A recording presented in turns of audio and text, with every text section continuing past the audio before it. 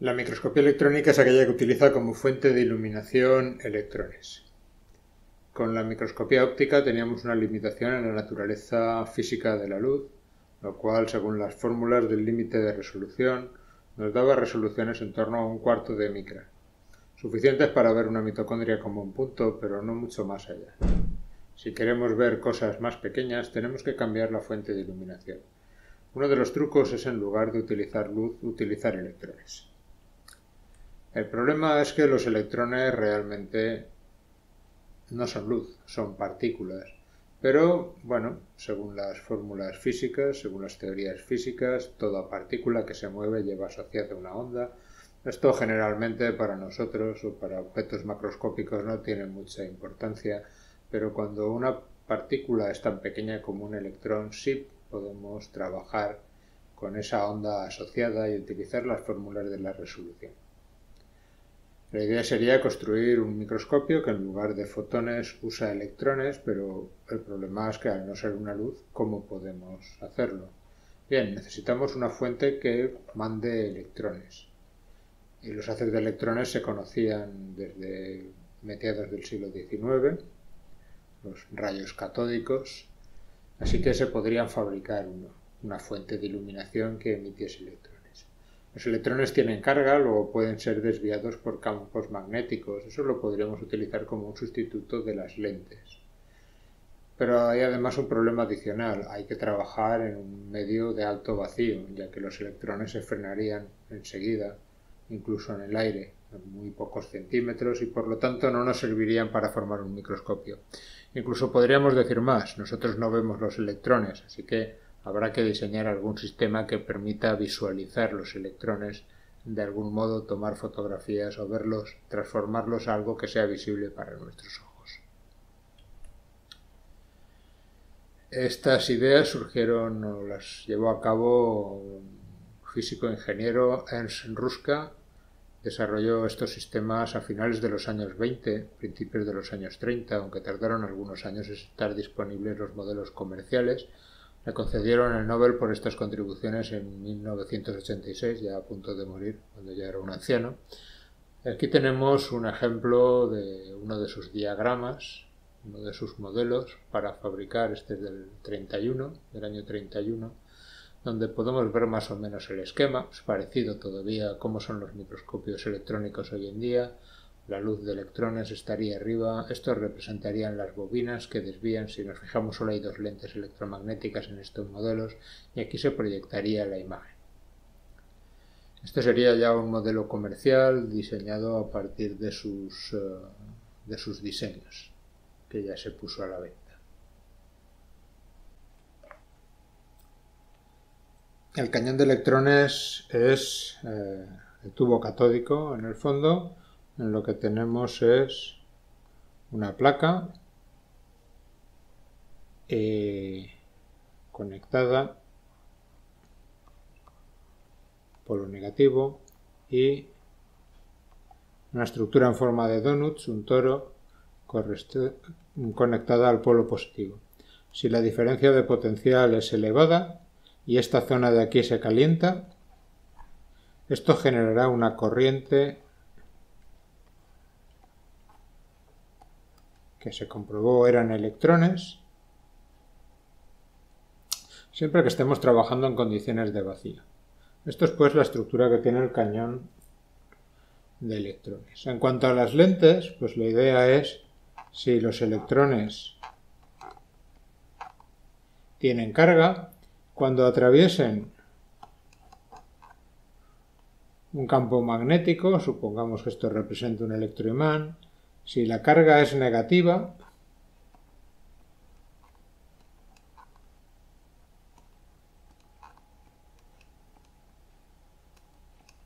¿qué pasará? Las cargas negativas se repelen. Este de aquí pasa más cerca de aquí que de aquí. Luego hará algo así. Este de aquí hará algo así.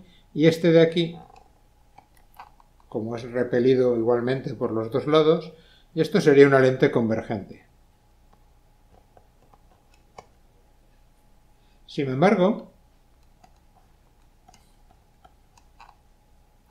Si cambio la corriente o cambio el imán, y ahora tenemos campo positivo, como los electrones son atraídos, pues lo que tendremos es una lente divergente. Y será más o menos convergente o más o menos divergente según la cantidad de corriente que pase por los electroimanes. Todo esto obviamente ha de trabajar en alto vacío. Tened en cuenta que como los electrones tienen una masa, el campo magnético no va a ser capaz de desviarlos mucho, con lo que en realidad estos ángulos tienden a ser pequeños. Y al ser pequeños, R por seno de z también será pequeño. Así que a pesar de que la longitud de onda que llevan asociados los electrones sea del orden de 0,0005 nanómetros, el límite de resolución en las condiciones de voltaje en las que se puede trabajar en biología, que pueden ser unos 100.000 voltios, estará alrededor de 1 nanómetro. Lo cual es un tamaño suficiente incluso para llegar a ver un átomo, aunque esto rara vez se puede hacer salvo en elementos metálicos.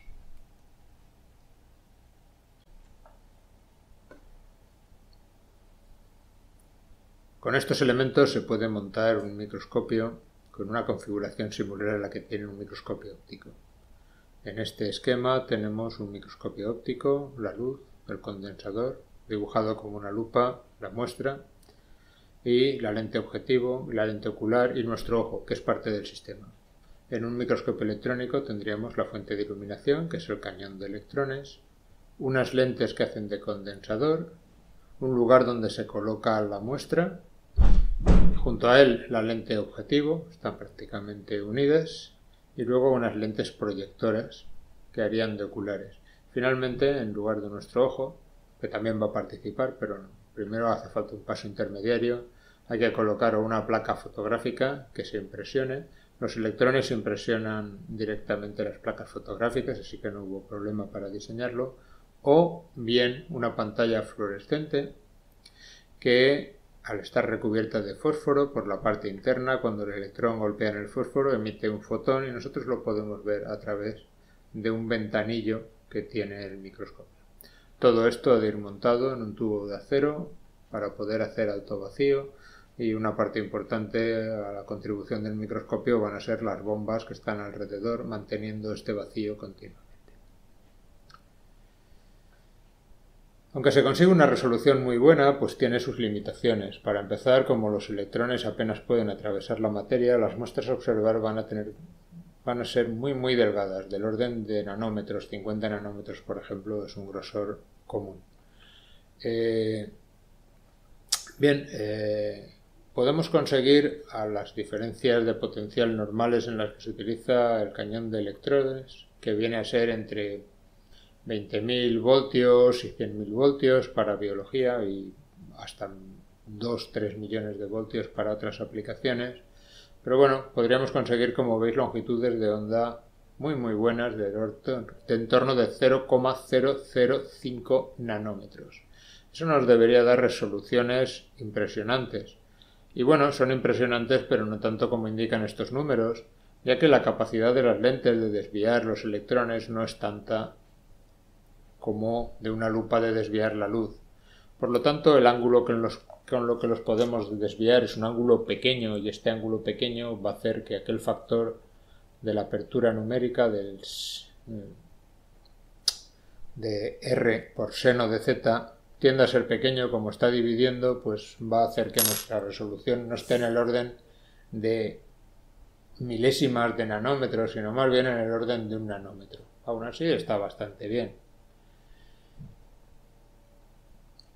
Esto nos permite aumentar la imagen pues hasta 300.000 aumentos. Normalmente no se llega tanto en biología, se suele trabajar entre 1.000 aumentos y quizás 20.000 aumentos. Bueno, 1.000 aumentos es un límite un poco convencional, pero teniendo en cuenta que el microscopio óptico llega fácilmente a los 1.000 aumentos, no tiene mucho sentido utilizar el microscopio electrónico para ver cosas menos aumentadas, aunque se puede hacer. Y a partir de 20.000 aumentos, pues realmente, por lo menos para la materia orgánica, para las células, realmente quizás los aumentos son excesivos. Estoy hablando de aumentos en el microscopio. Luego las fotos se pueden ampliar y tal como nosotros las vemos en libros o en imágenes pueden estar bastante más ampliadas.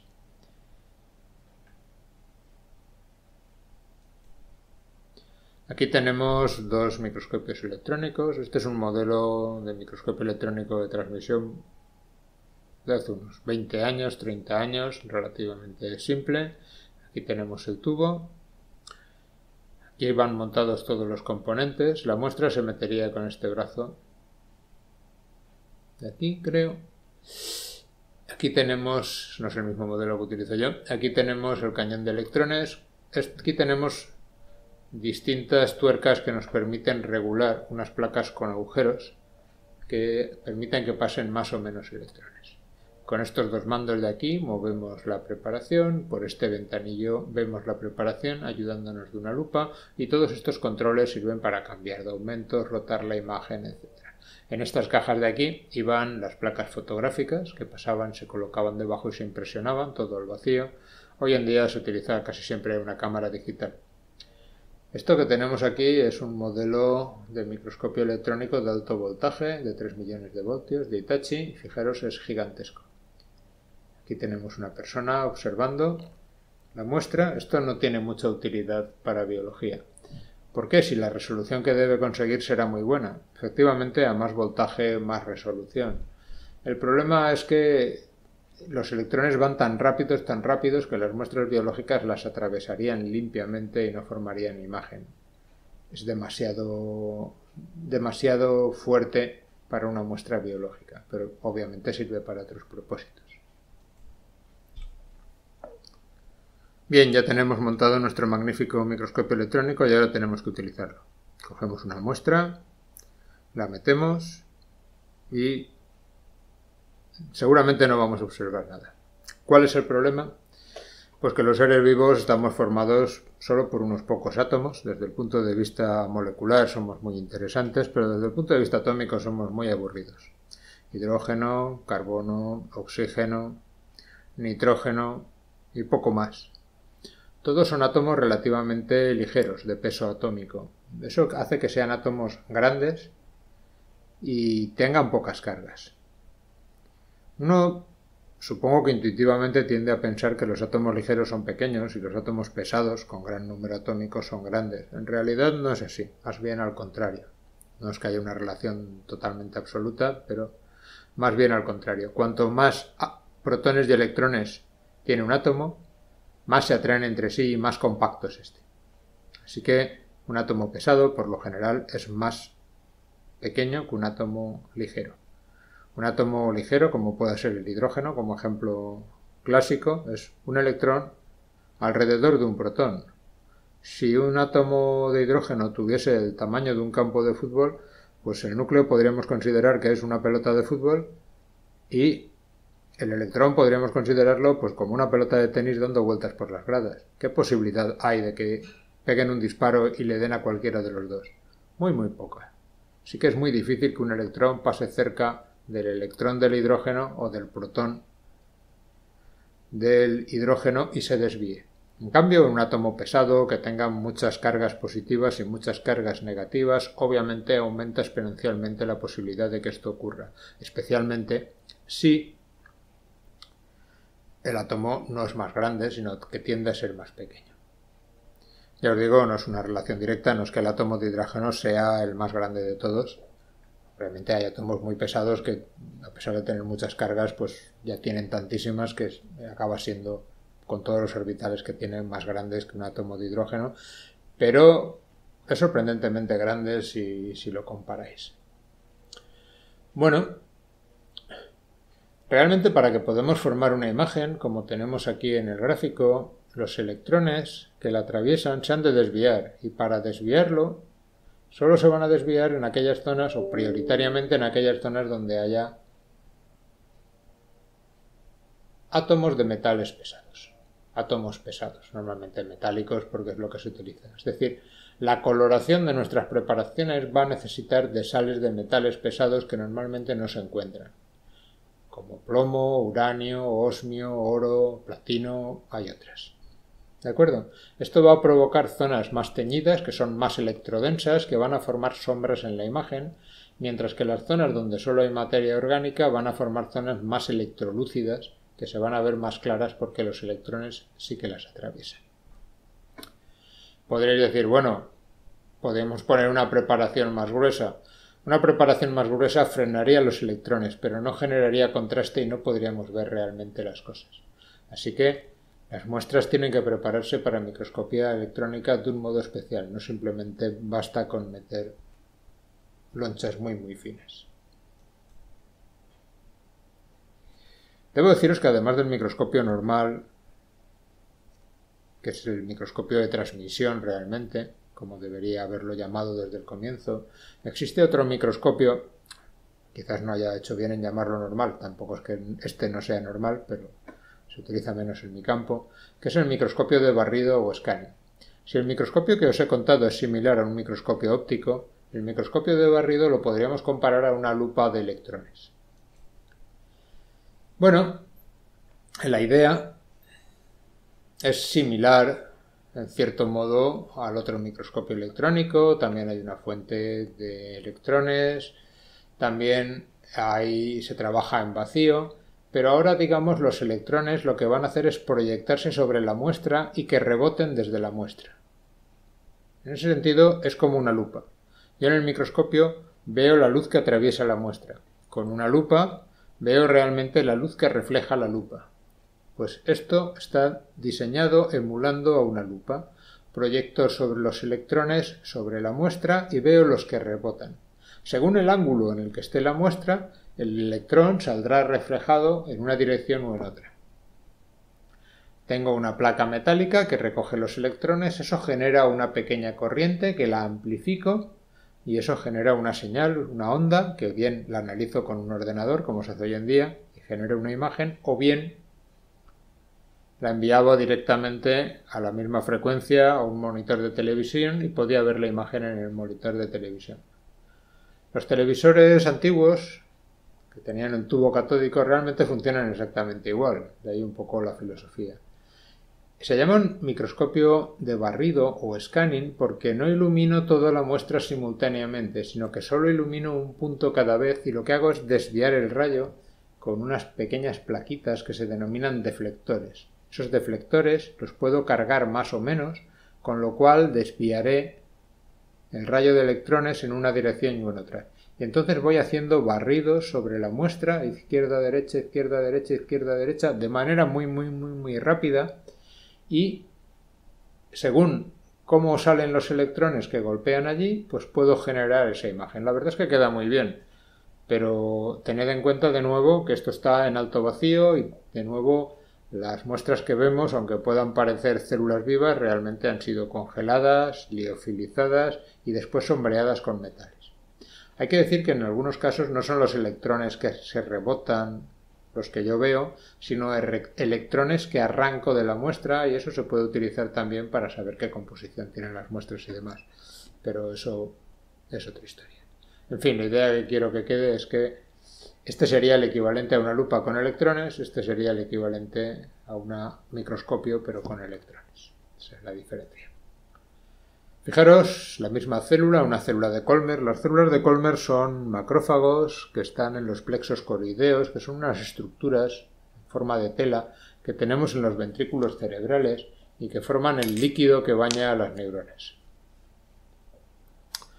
Aquí podemos ver en microscopía de transmisión. Esta es una célula epitelial cubierta de microvellosidades y arriba tenemos la célula de Colmer.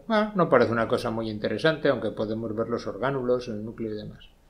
Esto es microscopía de scanning. Fijaros cómo vemos ahora las microvellosidades como pelos que salen de estas bolas que serían las células, y la célula de Colmer, la pinta típica de macrófago con proyecciones muy largas emitiendo pseudópodos. Y va un poco patrullando por ahí encima en busca de posibles patógenos o lo que sea.